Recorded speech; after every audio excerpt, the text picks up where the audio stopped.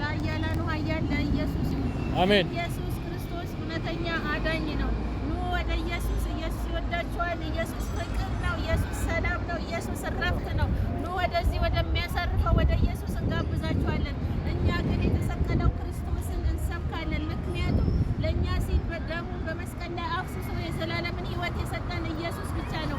ስለዚህ አሁን ኢየሱስ በክብር ሊመጣ ነው። ንስሐ ግቡ እንላችኋለን። ኢየሱስ ያድናል። ክብር ለእግዚአብሔር ይሁን። አንደኛ ቆሮንቶስ ምዕራፍ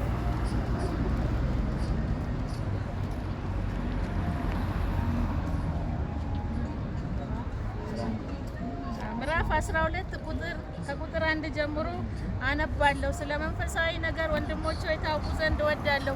አሕዛብ ሳላችሁ በማናቸውም ጊዜ እንደምትመሩ ድምፅ ወደሌላቸው ወደ ጣዖታት እንደተወሰዳችሁ ታውቃላችሁ።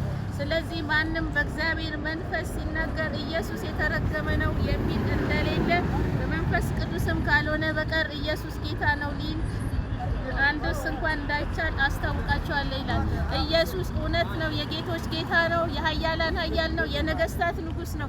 ስለዚህ ውድ ኢትዮጵያውያን ወደዚህ ሰላም ወደ ሆነው ረፍት ወደ ሆነው ወደ ኢየሱስ እንጋብዛችኋለን። ኢየሱስ ክርስቶስ ለዘላለም ጌታ ነው። ክብር ለእግዚአብሔር ይሁን። ኢየሱስ ያድናል። አጨብጭበን ለዚህ ቃል ማንም ያለ መንፈስ ቅዱስ ገዛ ጌታ ነው አይችልም። እስቲ